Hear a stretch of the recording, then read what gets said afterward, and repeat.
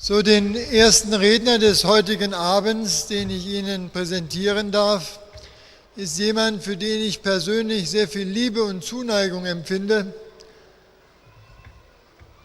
weil er einer derjenigen war, die mir gezeigt haben in Qadian, dass es in Qadian Menschen gibt, die genau das leben, was der Prophet Muhammad sallallahu alaihi wasallam vorgelebt hat, dass das Paradies nicht erst nach dem Tode stattfinden muss, sondern dass das Paradies für einen wahren Muslim schon in diesem Leben beginnt, durch seine Gebete und seine tiefe Zuneigung zu Allah. Naveed Sahab, ja bitte. فرما رہے ہیں Das sind die Anlaufschwierigkeiten noch.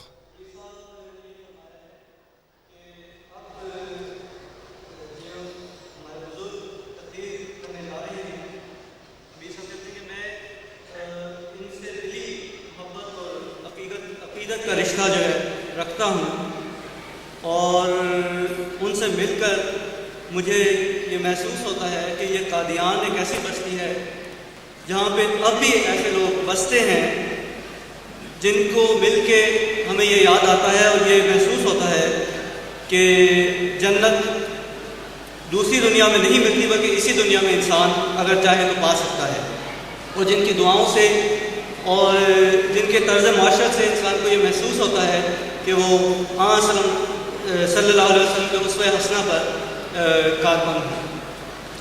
Hakim Mohamedin Sahib ist einer der Derwische, der durch seine Gebete in Qadian dafür sorgt, dass das Andenken an den verheißenen Messias immer lebendig gehalten wird. Hakim Muhammad دین صاحب وہ شخصیت ہیں جو اپنی دعاؤں سے اس بات کا سامان کر رہے ہیں قادیان میں کہ حضرت مسیح موعود علیہ السلام کی یاد ابھی تک قادیان میں اسی طرح زندہ ہے. Maulana Hakim Mohamedin Sahib ist auf die Bitte der Ahmadiyya Muslim Jamaat als Ehrengast nach Deutschland gekommen und er ist im Moment der Präsident von Majlis Karpendas, das heißt von Behishti Maqbara und von allen Wasiyat-Fragen. محترم مولوی حکیم محمد دین صاحب ہماری درخواست پر قادیان سے مہمان مقرر کی حیثیت سے تشریف لائے ہیں. آپ قادیان میں صدر مجلس کارپرداز ہیں. Er ist Nazim Darul Qaza, der Sekretär für Qaza Board für Indien und Mitglied von Sadr Anjuman Ahmadiyya, Indien. نیز آپ ناظم دارالقضاء ہیں اور صدر انجمن احمدیہ بھارت کے ممبر بھی ہیں. Er war lange Zeit Muballigh in Bombay und in Kalkutta und danach Leiter für viele Jahre der Jamia Ahmadiyya in Qadian und hat dieser Jamia als Rektor vorgestanden. آپ ایک لمبا عرصہ تک مرکزی مبلغ کے طور پر بمبئی اور کلکتہ میں خدمات سر انجام دیتے رہے ہیں. بعدہ کئی سال تک آپ جامعہ احمدیہ قادیان کے ہیڈ ماسٹر رہے ہیں. Er ist derjenige, der auch in Qadian die Gebete leitet und ich weiß, vor 25 Jahren, als ich das erste Mal nach Qadian kam, habe ich durch sein Tahajjud-Gebet die Süße des Gebetes kennengelernt. امیر صاحب فرماتے ہیں کہ اسی طرح آپ مسجد مبارک قادیان کے اول امام بھی ہیں اور قادیان میں ایک طرح سے نماز پڑھاتے ہیں. اور 25 سال پہلے امیر صاحب اپنا ذاتی واقعہ بیان کر رہے ہیں کہ جب میں قادیان آیا تو ان کی تہجد نماز میں، ان کی قیادت میں جو تہجد نماز ہوئی اس میں شامل ہو کے مجھے جو ہے نماز کی لذت کا احساس ہوا اور اس کی اہمیت کا محسوس کیا میں نے. Now I request Maulana Hakim Mohamedin Sahib to come forward and deliver his speech on our holy master Muhammad Mustafa sallallahu alaihi wasallam.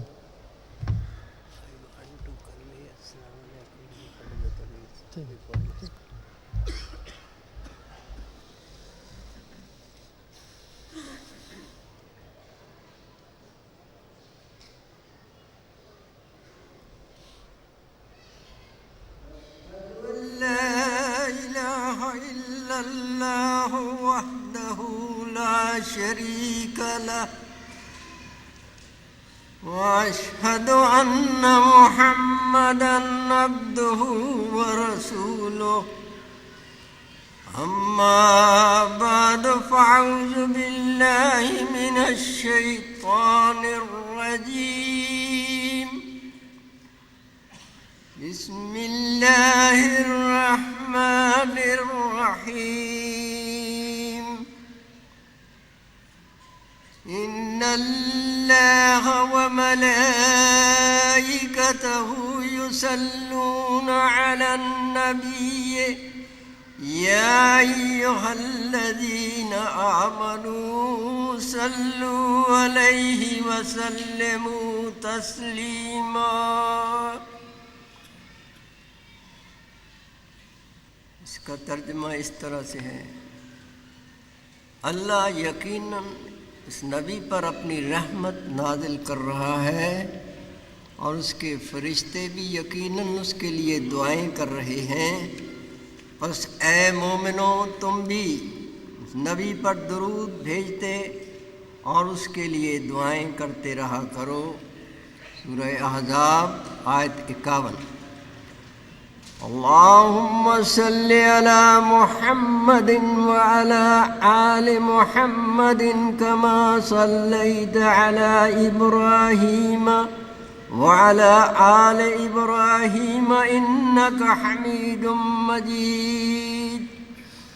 اللهم بارك على محمد وعلى آل محمد كما باركت على إبراهيم وعلى آل إبراهيم إنك حميد مجيد.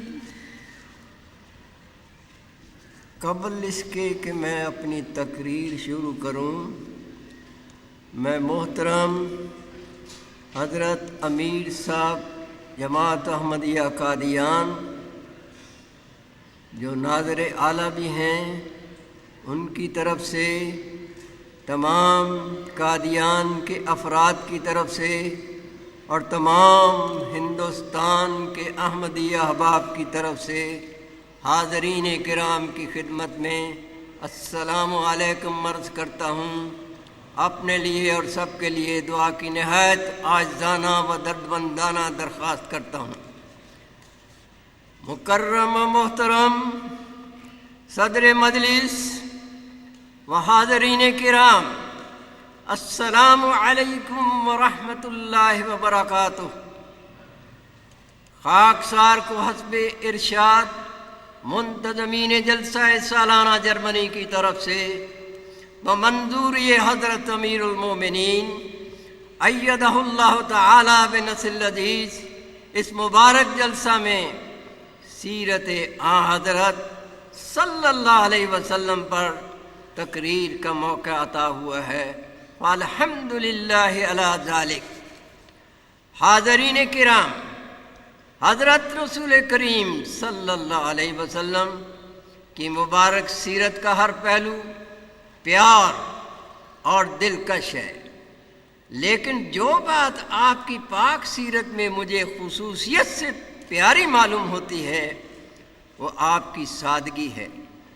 آپ کی طبیعت ہر قسم کے تصنع اور تکلف سے پاک تھی، جس کا نتیجہ یہ تھا کہ جہاں ایک طرف آپ کی بے ساختہ اور سادہ روش ہر اس شخص کے دل پر جسے آپ کی صحبت سے کچھ حصہ بھی میسر آ جاتا تھا گہرا اثر لیے بغیر نہ رہتی تھی، وہاں دوسری طرف اس کے نتیجہ میں آپ کی امت کے ہر طبقہ کے لیے آپ کی اسوہ مبارک پر عمل کرنا نہایت درجہ آسان ہو گیا. آپ کا لباس، آپ کی خوراک، آپ کا طرز کلام، غرض آپ کی تمام معاشرت اتم درجہ سادگی اور بے تکلفی اپنے اندر رکھتی تھی. غریب سے غریب اور عاجز سے عاجز انسان بلا تکلف آپ کے دربار میں حاضر ہو کر اظہار مدعا کر سکتا تھا. آپ ہر طبقہ کے آدمی کی دعوت قبول فرما لیتے تھے اور جس قسم کا کھانا آپ کے سامنے رکھا جائے بطیب خاطر تناول فرما لیتے تھے. آپ کے گھروں میں جسمانی آرام و آسائش کا کوئی سامان نہیں تھا اور سامان زیبائش کی تو نوبت ہی نہیں آ سکتی تھی. آپ کو کسی قسم کے کام سے عار نہیں تھا، ہر قسم کا کام اپنے ہاتھ سے خود سر انجام فرما لینے میں محنت اور راحت محسوس فرماتے تھے. آپ نے اوائل عمر میں ایک ملازم کی حیثیت سے تجارت بھی کی۔ مکی زندگی میں قریش کی حکومت کے ماتحت بطور رعایا کے ایک فرد کی زندگی بسر کی۔ بوجہ رتبہ نبوت آپ اپنی امت کے روحانی بادشاہ بنائے گئے اور اپنے ابنائے وطن پر آپ کو سیاسی حکومت بھی عطا کی گئی، لیکن ہر حالت میں بحیثیت ملازم، بحیثیت آقا، بحیثیت رعایا، بحیثیت بادشاہ آپ نے کمال سادگی اور انکسار سے زندگی بسر کی، اور اپنے قول اور علم سے سادگی کا کامل نمونہ اپنی امت کے لیے قائم کیا۔ مدنی زندگی میں جب روحانی پہلو سے آپ افضل الانبیاء اور دنیاوی پہلو سے ایک با اختیار بادشاہ تسلیم کیے جا چکے تھے، بائیں ہمہ یہی سادگی زندگی بھر آپ نے اختیار فرمائی۔ نگار من میخات تہی دستان عشرت را، یعنی میرا محبوب خدا ایسے ہی وجودوں کو پسند فرماتا ہے جو عیش و عشرت کے خواہاں نہ ہوں۔ آپ کی تعلیم اور آپ کے کلام میں بھی اس سادگی اور بے تکلفی کا ثبوت ملتا ہے۔ ایک شخص کے سوال پر کہ سب سے اچھا انسان کون ہے، آپ نے فرمایا تم میں سے سب سے اچھا وہی شخص ہے جو اپنے گھر کے لوگوں کے ساتھ سب سے اچھا سلوک کرے۔ بظاہر یہ ایک نہایت سادہ جواب ہے جو سننے والے کے ذہن میں آسانی سے آ سکتا ہے اور جس پر وہ نہایت آسانی سے عمل شروع کر سکتا ہے، لیکن ساتھ ہی نہایت ہی پرحکمت جواب ہے۔ کسی شخص کے اصلاح کے پرکھنے کا اعلیٰ سے اعلیٰ معیار یہی ہو سکتا ہے کہ جن لوگوں کی صحبت میں وہ اپنے اوقات کا اکثر حصہ بسر کرتا ہے ان کے ساتھ اس کا سلوک کیسا ہے۔ ایک انسان تکلف اور تصنع کے ساتھ کسی خاص وقت میں کسی خاص شخص یا کسی خاص طبقہ پر اچھا اثر پیدا کر سکتا ہے، لیکن جب تک اس کی تمام زندگی کی عمارت اعلیٰ اخلاق کی بنیاد پر قائم نہ کی گئی ہو، وہ ان لوگوں پر حقیقی طور پر اچھا اثر پیدا نہیں کر سکتا جن کے درمیان اس کی روزانہ زندگی کے اوقات بسر ہوتے ہیں۔ اگر آپ کی تعلیم یا آپ کے کلام میں نعوذ باللہ کسی قسم کا تصنع ہوتا تو اس سوال کا جواب یہ دیا جاتا کہ سب سے اچھا انسان وہ ہے جو سب سے زیادہ عبادتیں کرتا ہے یا سب سے زیادہ خیرات دیتا ہے، لیکن چونکہ آپ کی تعلیم تمام تر اخلاص اور حکمت پر مبنی تھی، اس لیے آپ نے نہایت بے ساختگی سے وہی جواب دیا جو بظاہر بالکل سادہ لیکن حقیقت میں ایک ہی صحیح جواب اس سوال کا ہو سکتا تھا۔ جس شخص کی زندگی اس اصول پر قائم ہو چکی ہو کہ اس کا برتاؤ اپنے روزمرہ کے ارد گرد والوں کے ساتھ حقیقی اخلاق کا نمونہ ہو، وہ زندگی کے کسی شعبہ میں کوئی اخلاق کمزوری نہیں دکھلا سکتا۔ غرض آپ کی مبارک زندگی کے ہر پہلو میں متواتر اخلاص، سادگی، بے تکلفی نظر آتی ہے، اور آپ نے اپنی امت کے لیے اور ہر اس شخص کے لیے جو آپ کی زندگی کے حالات کا مطالعہ کرنے کی کوشش کرے ایک ایسا نمونہ چھوڑا ہے جس پر عمل کر کے ہر طبقہ کا انسان خواہ وہ دنیاوی طور پر کسی حالت میں ہو اپنی زندگی کو پرامن، خوشگوار اور پر لطف بنا سکتا ہے۔ اللہم صلی علی محمد وآل محمد الف الف صلاۃ وبارک وسلم انک حمید مجید۔ حضرت صلی اللہ علیہ وسلم کی سادہ زندگی تاریخی واقعات کی روشنی میں ام المومنین حضرت عائشہ رضی اللہ عنہا اپنی اسرت کا نقشہ ان الفاظ میں کھینچتی ہیں۔ حضرت صلی اللہ علیہ وسلم کے گھروں میں 2 مہینے چولہا نہیں جلتا تھا، کبھی دودھ پی لیا جاتا، کبھی کھجوریں کھا لی جاتی، کبھی روزہ رکھ لیا یا فاقہ منا لیا جاتا۔ ہم نے آپ کے زمانہ میں کبھی جی بھر کر کھانا نہیں کھایا۔ ایک روایت میں آتا ہے کہ ایک دفعہ ایک مہمان آیا، حضرت رسول کریم صلی اللہ علیہ وسلم نے 9 گھروں میں باری باری آدمی بھیجا، مگر وہ خبر لایا کہ کھانے کو کچھ نہیں، پانی ہے۔ حضرت صلی اللہ علیہ وسلم اور آپ کی بیویوں کی رہائش الگ الگ حجروں میں تھی جن میں نہ صحن تھا نہ دالان۔ ہر حجرے کی وسعت عموماً 6-7 فٹ سے زیادہ نہ تھی۔ دیواریں اس قدر کمزور تھیں کہ ان میں شگاف پڑ گئے تھے۔ छत खजूर के पत्तों और शाखों पर मुश्तमिल थी जो बारिश में बकसरत टपकती थी। छत की बुलंदी इतनी थी कि आदमी खड़ा होकर उसे छू सकता था। हुजरों में रात को चराग तक न होता था।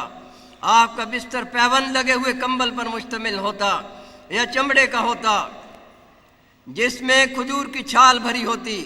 उम्मुल मोमिनीन हजरत हफ्सा रजी अल्लाह अन्हा की रवायत है कि उन्होंने एक दफ़ा हुजूर के बिस्तर की तह लगा दी ताकि किसी कदर नरम हो जाए।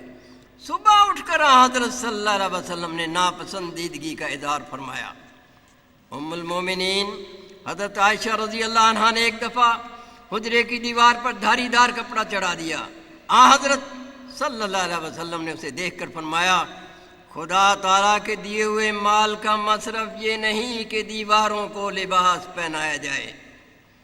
एक दफ़ा हजरत उमर रजी अल्लाह अन्हु हजरत सल्लल्लाहु अलैहि वसल्लम की खिदमत में हाजिर हुए तो देखा कि आपकी कोठड़ी यानी हुजरा में एक चारपाई बिछी है, सरहाने एक तकिया पड़ा है जिसमें खजूर की छाल भरी है, एक तरफ मुट्ठी भर जौ रखे हैं, पाए मुबारक में किसी जानवर की खाल पड़ी है। ये देखकर हजरत उमर रजी अल्लाह अन्हु की आंखों से आंसू जारी हो गए।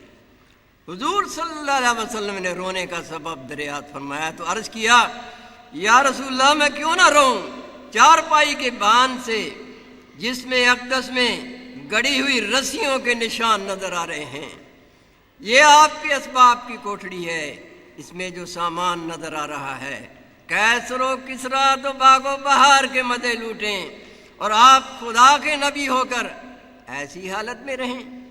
इरशाद हुआ इब्न खिताब, तुमको ये पसंद नहीं कि वो दुनिया लें और हम आखिरत। हज़रत सल्लल्लाहु अलैहि वसल्लम की वफ़ात के वक्त आपका लिबास कंबल जिसे पैबंद लगे हुए थे और गाड़े का तैबंद था जो उम्मुल मोमिनीन हज़रत आयशा रज़ी अल्लाह अन्हा ने दिखाया।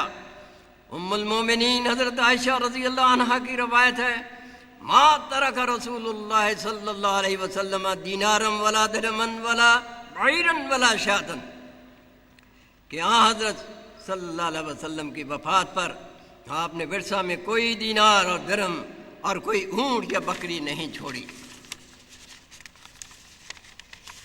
हज़रत सल्लल्लाहु अलैहि वसल्लम की घरेलू काम काज में मुआवनत हज़रत आयशा रज़ी अल्लाह अन्हा की निस्बत लिखा है, इन्नहा सुइलत अन नबी सल्लल्लाहु अलैहि वसल्लम मा कान यस्ना फी बैतिही कालत कान यकूनु फी मेहनत अहलिही नानी फी खिदमत अहलिही फ़ायदा हज़रत सलाह खरज अलैहिस्सलाती।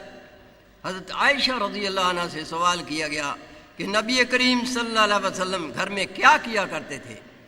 आपने जवाब दिया कि आप अपने अहलो अयाल की मेहनत करते थे यानी खिदमत करते थे।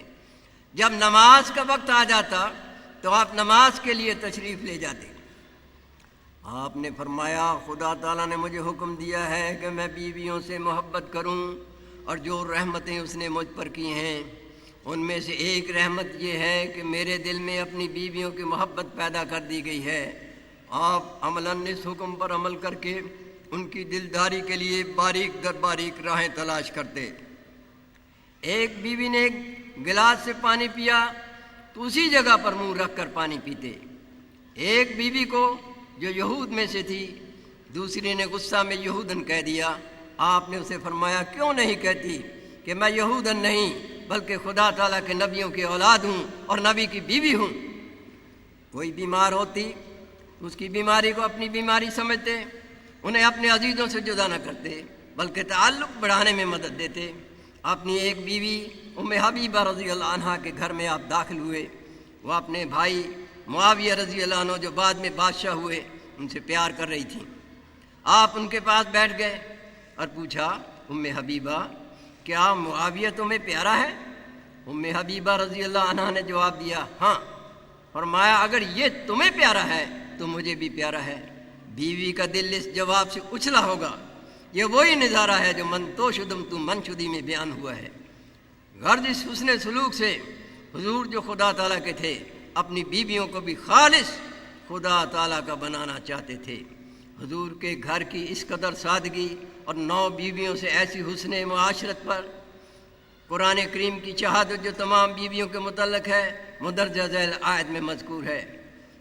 یا ایھا النبی قل لازواجک ان کنتن تردن الحیاۃ الدنیا وزینتہا فتعالین امتعکن واسرحکن سراحا جمیلا وَإِن كُنتُنَّ تُرِدْنَ اللَّهَ وَرَسُولَهُ وَالدَّارَ الْآخِرَةَ فَإِنَّ اللَّهَ أَعَدَّ لِلْمُحْسِنَاتِ مِنكُنَّ أَجْرًا عَظِيمًا يَا نِسَاءَ النَّبِيِّ مَن يَأْتِ مِنكُنَّ بِفَاحِشَةٍ يُضَاعَفْ لَهَا الْعَذَابُ ضِعْفَيْنِ وَكَانَ ذَلِكَ عَلَى اللَّهِ يَسِيرًا وَمَن يَقْنُتْ مِنكُنَّ لِلَّهِ وَرَسُولِهِ وَتَعْمَلْ صَالِحًا نُؤْتِهَا أَجْرَهَا مَرَّتَيْنِ وَأَعْتَدْنَا لَهَا رِزْقًا كَرِيمًا۔ سورہ احزاب آیت 29-32۔ اس کا ترجمہ اس طرح سے ہے، اے نبی بیویوں سے کہے کہ اگر تم دنیا اور اس کی زینت چاہتی ہو تو آؤ میں تمہیں کچھ دنیاوی سامان دے دیتا ہوں اور تم کو نیک طریق سے رخصت کر دیتا ہوں، اور اگر تم اللہ اور اس کے رسول اور اخروی زندگی کے گھر کو چاہتی ہو تو اللہ نے تم میں سے پوری طرح اسلام پر قائم رہنے والیوں کے لیے بہت بڑا انعام تجویز کر رکھا ہے۔ اے نبی کی بیویوں، اگر تم میں سے کوئی اعلیٰ ایمان کے خلاف بات کرے تو اس کا عذاب دگنا کیا جائے گا، اور یہ بات اللہ تعالیٰ پر آسان ہے۔ اور تم میں سے جو کوئی اللہ اور اس کے رسول کی فرما برداری کرے اور اس فرما برداری کی شان کے مطابق کام بھی کرے گی تو ہم اسے انعام بھی دگنا دیں گے، اور ہم نے ہر ایسی بیوی کے لیے معزز رزق تیار کیا ہوا ہے۔ اس کے مقابل میں ان کی طرف سے نہایت پاک اور بے مثال محبت کا اظہار کیا جاتا ہے۔ تاریخ سے ثابت ہے کہ آپ کی ہر بیوی نے حضرت صلی اللہ علیہ وسلم کی رفاقت میں کبھی کسی تکلیف کا اظہار نہیں کیا، بلکہ ہمیشہ اپنے مولا کے حضور اظہار کرتی تھیں کہ وہ دنیا کے مقدس ترین نبی کے عقد میں ہیں۔ اس مضمون کو حضرت مسیح موعود علیہ الصلوۃ والسلام نے اپنے آقا کی شان میں کیا خوب ادا کیا ہے۔ برکت گر مہربانی می کند از زمینی آسمانی می کند، یعنی جس پر آپ مہربان ہوں اگر وہ زمینی ہو تو اسے آسمانی بنا دیتے ہیں۔ حضور کو خدا تعالیٰ کی طرف سے سلب معصیت کی قوت قدسیت حاصل تھی، جو آپ کی ازواج مطہرات اور صحابہ رضی اللہ عنہ کی زندگیوں میں پاک انقلاب لانے کا موجب بنی۔ حضرت عائشہ رضی اللہ عنہ جو حضور کی سب سے چھوٹی عمر کی بیوی تھی، ان سے جب حضرت صلی اللہ علیہ وسلم کی سیرت کے بارے میں سوال کیا گیا تو بے ساختہ انہوں نے فرمایا کانا خلقہ القرآن، کہ حضور کے اخلاق قرآن مجید میں بیان شدہ اخلاق کے عین مطابق تھے۔ بے بگی کے زمانہ میں حضرت عائشہ رضی اللہ عنہ کی خدمت میں حضرت عمر رضی اللہ عنہ نے میدہ کا تحفہ بھجوایا۔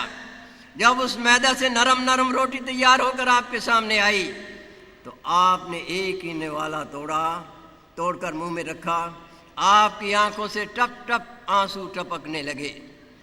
جب آپ سے کسی نے رونے کا سبب دریافت کیا تو آپ نے بتایا کہ میرا سرتاج مجھے یاد آ گیا کہ یہ نعمتیں ہمیں حضور کے طفیل ملی ہیں۔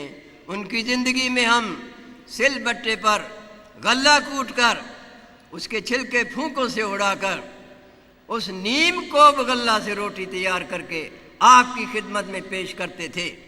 آج حضور ہم میں نہیں جو اس نعمت کے اصل مستحق تھے، اگر ہوتے تو ہم یہ نعمتیں ان کے سامنے پیش کرتے اور یہ دولتیں آپ کے قدموں پر نثار کرتے۔ یہ وہ اسوہ حسنہ ہے جس نے تمام انسانیت کے دل جیتے اور خدا تعالیٰ سے اول المسلمین کا لقب پا کر رضوان یار کا تاج سر پر سجایا۔ یا رب صلی علی نبی کا دائمن فی ہذہ الدنیا وباس انسانی۔ دوسروں کی خدمت، حضرت صلی اللہ علیہ وسلم کی زوجہ مطہرہ خدیجہ رضی اللہ عنہ کی شہادت انک لتصل الرحمہ وتعمل الکلہ، کہ آپ صلہ رحمی کرتے ہیں اور لوگوں کے بوجھ بٹاتے ہیں، یہ تو نبوت سے پہلے کی زندگی کے بارے میں آپ کا تعامل تھا۔ شیر خارگی کے زمانہ میں آپ نے اپنے چچا ابو لہب کی لونڈی سویبہ کا دودھ پیا تھا، اور آپ کے چچا حضرت حمزہ رضی اللہ عنہ نے بھی سویبہ کا دودھ پیا تھا۔ اس لحاظ سے آپ کے چچا حضرت حمزہ رضی اللہ عنہ آپ کے رضائی بھائی بھی تھے۔ سویبہ کی اس خدمت کی وجہ سے آپ کے چچا ابو لہب نے اسے آزاد کر دیا تھا۔ سویبہ کی زندگی کے آخر تک حضرت صلی اللہ علیہ وسلم اس کی مدد فرماتے رہے، اور اس کی وفات کے بعد آپ نے لوگوں سے دریافت فرمایا کہ اس کے عزیز و اقارب میں سے کوئی زندہ ہو تو آپ کو بتایا جائے۔ تحقیقات کرنے پر پتہ چلا کہ اس کا کوئی بھی رشتہ دار زندہ نہیں ہے۔ اس طرح جب آپ کی والدہ ماجدہ کی وفات مدینہ کے سفر سے واپسی پر ابواہ مقام پر ہوئی، اس وقت آپ کی عمر 6 سال کی تھی۔ ام ایمن آپ کے والد کی ایک لونڈی تھی جو آپ کے والد کی وفات کے بعد آپ کو ورثہ میں پہنچی تھی۔ جب آپ نے بڑے ہو کر اسے آزاد کر دیا تھا، اور جس کی شادی بعد میں حضرت زید بن حارثہ رضی اللہ عنہ سے ہوئی، جس سے اسامہ رضی اللہ عنہ پیدا ہوئے، یہ آپ کی وفات کے بعد بھی زندہ رہی۔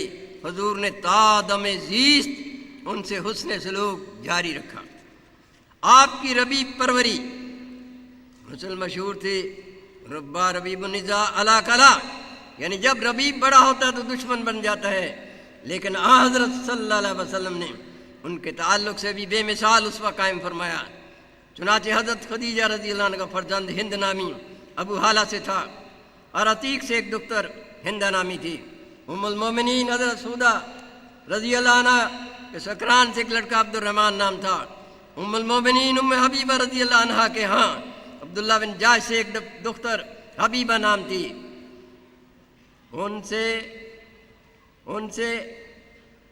ان سب کی پرورش کی ذمہ داری حضرت صلی اللہ علیہ وسلم نے اپنے ذمہ لے رکھی تھی، اور ان کے ساتھ آپ کا سلوک ایسا اعلیٰ درجہ تھا کہ سب کے سب آپ کے جان نثار اور فدائی تھے۔ دایا حلیمہ اور اس کی اولاد سے نیک سلوک حضرت صلی اللہ علیہ وسلم دایا حلیمہ کی سپردگی میں 4 سال تک رہے۔ یہ 4 سالہ خدمت حلیمہ کی کوئی معمولی خدمت نہ تھی۔ حضرت صلی اللہ علیہ وسلم تو چھوٹی سے چھوٹی خدمت کو بھی فراموش نہ فرماتے تھے، چنانچہ آپ نے عمر بھر حلیمہ کی یہ خدمت یاد رکھی اور ہمیشہ اس کے ساتھ نہایت اعلیٰ سلوک کیا۔ چنانچہ ملک میں ایک دفعہ قحط پڑا اور حلیمہ مکہ میں آئی تو آپ نے اسے 40 بکریاں اور 1 اونٹ عطا فرمایا، اور زمانہ نبوت میں وہ ایک دفعہ آئی تو آپ نے دیکھتے ہی میری ماں کہتے ہوئے اٹھ کھڑے ہوئے اور اپنے اوپر کی چادر اتار کر اس کے نیچے بچھائی، اور ایک جنگ یعنی جنگ حنین میں قبیلہ حوازن کے 1000 قیدی جو دایا حلیمہ کا قبیلہ تھا پکڑے ہوئے آئے، تو آپ نے اسی رشتہ کی خاطر ان سارے قیدیوں کو رہا کر دیا، اور ایک پائی بھی ان سے فدیہ میں نہیں لی۔ ابن سعد کے حوالے سے یہ روایت بیان ہوئی۔ اور اپنی ایک رضائی بہن کو جو ان قیدیوں میں آئی تھی انعام سے مالا مال کر کے واپس کیا۔ حلیمہ اور اس کے خاوند حارث کے بارے میں تاریخ میں ذکر ہے کہ وہ مسلمان ہو گئے تھے اور اسلام کی حالت میں فوت ہوئے۔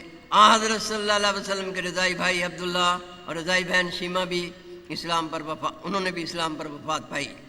یہ مضمون جو شریعت اسلام کے لحاظ سے 2 حصوں میں منقسم ہے، یعنی حقوق العباد اور حقوق اللہ، جن کی تفصیل اس مختصر مضمون میں پیش نہیں کی جا سکتی۔ البتہ چند ایک واقعات اس ضمن میں تاریخ اسلام سے بطور نمونہ پیش کیے جاتے ہیں۔ ایک بڑھیا اپنا بوجھل سامان لے کر جا رہی تھی، جب تھک گئی تو سامان راستہ میں رکھ کر کسی مددگار کی انتظار میں بیٹھی تھی۔ اچانک وہاں حضرت صلی اللہ علیہ وسلم نے اسے دیکھ کر اس کا سامان اٹھا کر منزل مقصود پر پہنچانے کے لیے اپنے آپ کو پیش کیا۔ بڑھیا نے خوش ہو کر اسے منظور کیا۔ راستہ میں آپ کی نیکی سے متاثر ہو کر خیر خواہی کے طور پر بڑھیا نے آپ کو نصیحت کی کہ یہاں شہر میں ایک جادوگر محمد نامی رہتا ہے، اس سے بچ کر رہنا۔ بڑھیا کے دریافت کرنے پر آپ نے اسے اپنا نام بتایا۔ وہ سخت شرمندہ ہوئی اور کہنے لگی، ایسے فرشتہ سیرت وجود کو لوگ شرارت سے جادوگر قرار دیتے ہیں۔ حضور کی یہ خدمت اس بڑھیا کے ایمان لانے کا باعث بنی۔ ایک واقعہ یہ بھی تاریخ میں بیان ہوا ہے کہ ایک بچہ زار زار رو رہا تھا۔ حضرت صلی اللہ علیہ وسلم وہاں سے گزر رہے تھے۔ آپ نے اسے روتے دیکھ کر اس سے وجہ دریافت فرمائی۔ اس نے بتایا کہ گھر سے اسے سودا لانے کے لیے 4 درہم دیے گئے تھے جو اس سے گم ہو گئے ہیں، اس لیے وہ رو رہا ہے کہ اگر وہ گھر گیا تو اسے سخت سزا ملے گی۔ آپ نے اس پر شفقت فرماتے ہوئے اسے 4 درہم عطا کیے، مگر وہ پھر بھی روتا رہا کہ گھر جانے پر جب اس سے پوچھا جائے گا تو وہ سزا سے نہیں بچ سکے گا۔ ہاں حضرت صلی اللہ علیہ وسلم اسے لے کر اس کے سودے وغیرہ کے ساتھ اسے گھر پہنچانے کے لیے اس کے گھر تک تشریف لے گئے۔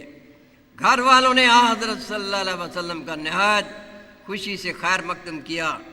آپ نے اس بچے کے بارے میں اس کے والدین کو درگزر کی نصیحت فرمائی جو اس بچے کے اطمینان کا باعث بنی۔ ایک مرتبہ حضرت ابو ہریرہ رضی اللہ عنہ جو اصحاب صفہ میں سے تھے، بھوک کتاب نہ لا کر قرآن کی آیت یؤثرون علی انفسہم ولو کان بہم خصاصہ کہ خود غریب تھے، مہاجرین کو اپنے نفسوں پر ترجیح دیتے تھے کا مطلب اکابر صحابہ رضی اللہ عنہ یعنی حضرت ابو بکر رضی اللہ عنہ اور حضرت عمر رضی اللہ عنہ سے دریافت کرنے لگے۔ جب انہوں نے اس کا ظاہر مطلب بتایا تو جی میں کہنے لگے یہ مطلب کسے نہیں آتا۔ مدعا یہ تھا کہ یہ بزرگ آپ کے دل کی بات کو پہچان نہیں سکے۔ اتنے میں حضرت صلی اللہ علیہ وسلم نے ابو ہریرہ رضی اللہ عنہ کو پکارا کہ اے ابو ہریرہ ادھر آؤ، کیا آپ بھوکے ہیں؟ عرض کی جی ہاں۔ آپ نے فرمایا ابھی ایک دودھ کا پیالہ تحفتاً آیا ہے، جاؤ اور جس قدر صحابہ صفہ ہیں ان کو بھی بلا لاؤ تاکہ انہیں بھی اس میں سے حصہ دے دیا جائے۔ ابو ہریرہ رضی اللہ عنہ نے حکم کی تعمیل کی، مگر دل میں سوچا اتنے افراد میں ان کو کیا ملے گا۔ حضرت صلی اللہ علیہ وسلم نے پہلے دوسرے اصحاب کو باری باری دودھ دیا، ہر ایک نے سیر ہو کر دودھ پیا۔ آخر میں ابو ہریرہ رضی اللہ عنہ کو پیالہ عنایت فرمایا۔ ڈرتے ڈرتے انہوں نے دودھ کا پیالہ لیا اور سوچا کہ اس سے ان کا کیا بنے گا۔ حضور نے فرمایا ابو ہریرہ پیو۔ ابو ہریرہ رضی اللہ عنہ نے پیا۔ حضور نے فرمایا اور پیو۔ انہوں نے پھر پیا۔ آپ نے فرمایا اور پیو۔ خوب پی کر کہنے لگے کہ حضور اب تو یہ دودھ میرے ناخنوں سے بھی باہر نکلنے کو ہے۔ حضور نے وہ پیالہ ان کے ہاتھ سے لیا اور بقیہ دودھ خود نوش فرمایا۔ اس طرح حدیث میں ایک اور روایت ہے کہ آپ کی خدمت میں کسی قبیلہ کا ایک شخص حاضر ہوا۔ اس نے دیکھا کہ حضور کے سامنے بکریوں کا ریوڑ اتنی بڑی تعداد میں ہے کہ انتہائی نظر تک بکریاں ہی بکریاں نظر آ رہی ہیں۔ اس نے آپ سے مدد کی درخواست کی۔ آپ نے فرمایا یہ سارا ریوڑ تمہیں دیتا ہوں۔ وہ لے کر خوش خوش اپنے قبیلہ میں روانہ ہو گیا اور جا کر اپنی قوم کو پیغام دیا، اے میری قوم، محمد صلی اللہ علیہ وسلم پر ایمان لاؤ۔ وہ اس قدر سخی اور فیاض ہے کہ اسے آئندہ غربت کا بھی کوئی ڈر نہیں۔ غرض آپ کے در فیض سے کبھی کوئی محروم نہیں گیا۔ آپ کی سخاوت کی ماہ رمضان میں تیز آندھی سے مشابہت دی جاتی تھی، اسی بنا پر آپ اجود الناس کہلائے۔ وقار عمل، آپ ہمیشہ خانگی امور میں بیویوں کو مدد دیتے، خود اپنی بکریوں کا دودھ دھو لیتے، اپنے کپڑوں کی مرمت فرما لیتے، اپنی جوتی گھانٹ لیتے اور اس کی مرمت فرما لیتے، گھر میں جھاڑو دے لیتے، اپنے اونٹ کو باندھ لیتے، اس کے آگے چارہ ڈال لیتے، آگ جلا دیتے۔ ایک صحیح روایت ہے کہ ایک دفعہ جب حضرت صلی اللہ علیہ وسلم تعمیر کعبہ کے واسطے پتھر اٹھا کر جمع کر رہے تھے تو آپ کے چچا حضرت عباس رضی اللہ عنہ نے آپ سے کہا بھتیجے اپنا تہبند اپنے شانہ پر رکھ لو تاکہ پتھروں کی رگڑ وغیرہ نہ لگے۔ حضرت صلی اللہ علیہ وسلم نے حکم کی تعمیل تو کی، مگر چونکہ اس سے آپ کے جسم کا کچھ سطر والا حصہ ننگا ہو گیا، آپ شرم کے مارے زمین پر گر پڑے اور آپ کی آنکھیں پتھرا گئیں اور آپ بے تاب ہو کر میرا تہبند پکارنے لگے، حتیٰ کہ آپ نے جلدی سے اپنا تہبند درست کر لیا۔ یہ ایسا واقعہ ہے جو آپ کی ابتدائی زندگی کی طرف ہی منسوب ہو سکتا ہے۔ بخاری باب بنیان الکعبہ۔ مدینہ میں مسجد نبوی کی تعمیر کے وقت خود دعا مانگتے ہوئے حضور نے سنگ بنیاد رکھا۔ صحابہ رضی اللہ عنہ نے معماروں اور مزدوروں کا کام کیا، جس میں کبھی کبھی یہاں حضرت صلی اللہ علیہ وسلم خود بھی شرکت فرماتے تھے۔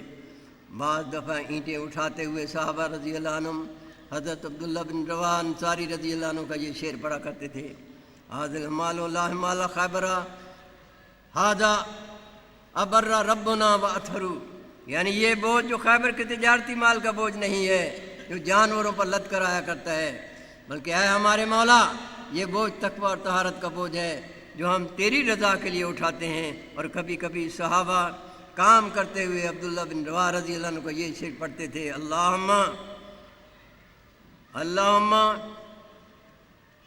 ان الاجر اجر الاخرہ فرم الانصار والمہاجرہ، یعنی اے ہمارے اللہ اصل اجر تو صرف آخرت کا اجر ہے، بس تو اپنے فضل سے انصار اور مہاجرین پر اپنی رحمت نازل فرما۔